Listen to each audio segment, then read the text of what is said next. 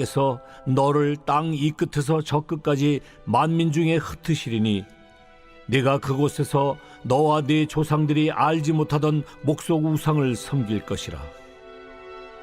그 여러 민족 중에서 네가 평안함을 얻지 못하며 네 발바닥이 쉴 곳도 얻지 못하고 여호와께서 거기에서 네 마음을 떨게 하고 눈을 쇠하게 하고 정신을 산란하게 하시리니 네 생명이 위험에 처하고 주야로 두려워하며 네 생명을 확신할 수 없을 것이라. 내 마음의 두려움과 눈이 보는 것으로 말미암아 아침에는 이르기를 아하 저녁이 되었으면 좋겠다 할 것이요 저녁에는 이르기를 아하 아침이 되었으면 좋겠다 하리라. 여호와께서 너를 배에 싣고 전에 네게 말씀하여 이르시기를 네가 다시는 그 길을 보지 아니하리라 하시던 그 길로 너를 애굽으로 끌어가실 것이라. 거기서 너희가 너희 몸을 적군에게 남녀 종으로 팔려 하나 너희를 살 자가 없으리라.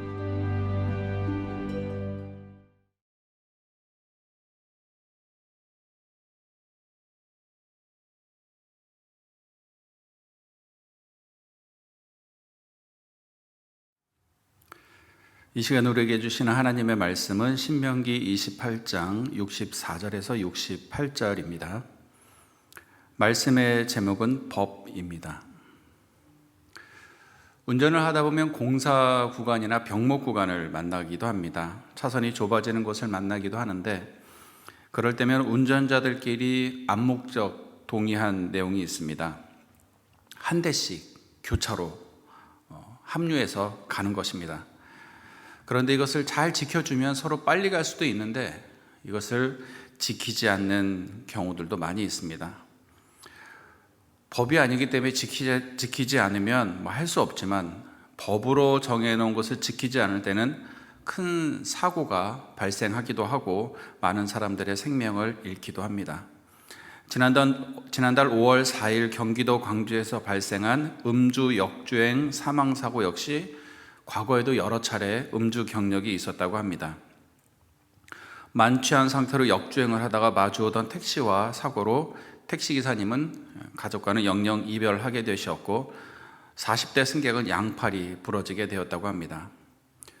역주행을 한 차량의 블랙박스를 분석해 보니 내용이 이런 내용이었다고 합니다. 내가 무슨 짓을 하고 있는 거야? 큰일 났네. 이런 대화 내용이 있었다고 합니다. 여러 차례 음주운전을 했고 결국 이런 대형 사고를 내게 되었던 것입니다.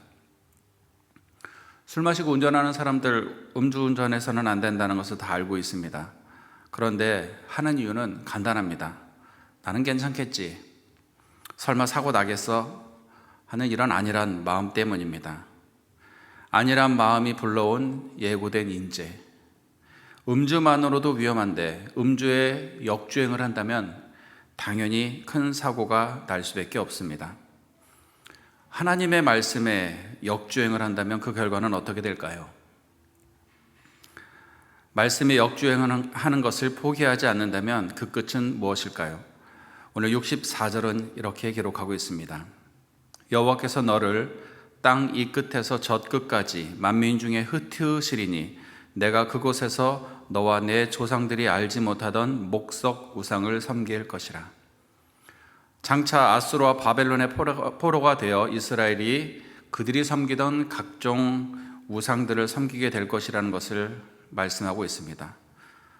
흩어짐도 또 알지 못하는 목석 우상을 섬기는 것도 하나님의 말씀에 거역한 불순종의 결과라는 것을 말씀하고 있습니다. 그뿐만이 아닙니다. 65절과 66절은 이렇게 기록합니다. 그 여러 민족 중에서 내가 평안함을 얻지 못하며 내 발바닥이 쉴 곳도 얻지 못하고 여호와께서 거기에서 내 마음을 떨게 하고 눈을 쇠하게 하고 정신을 산란하게 하리니 내 생명이 위험에 처하고 주야로 두려워하며 내 생명을 확신할 수 없을 것이다.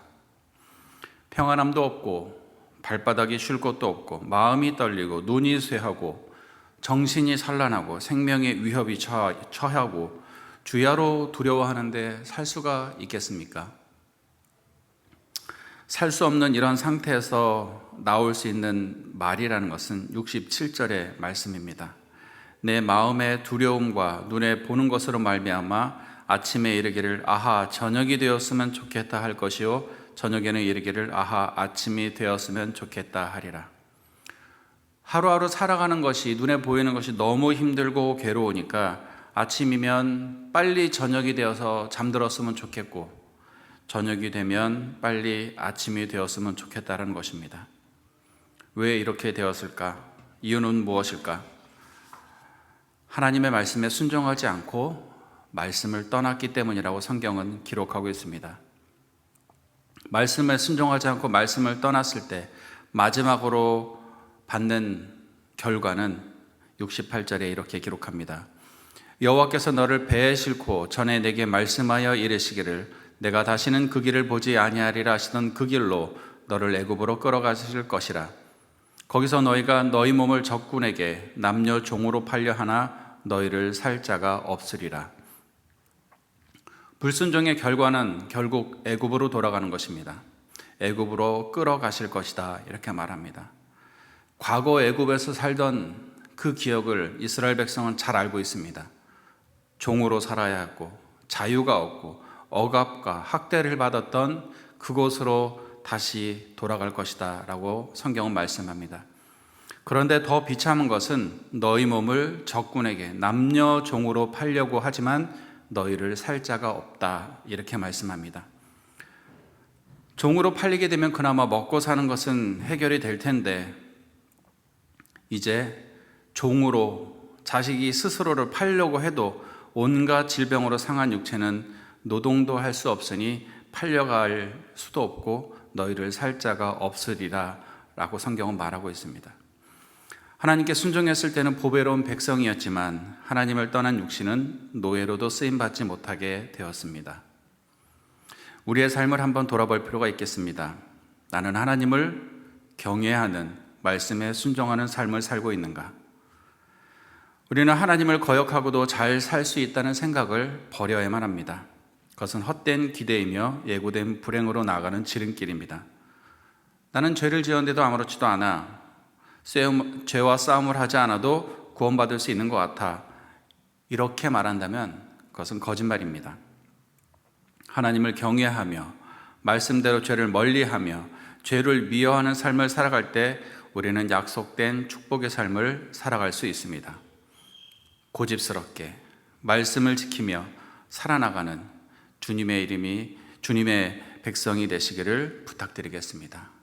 고집으로 주의 말씀에 불순종하는 자가 아니라 고집스럽게 말씀을 지키는 오늘 하루가 되시기를 주님의 이름으로 부탁드리겠습니다.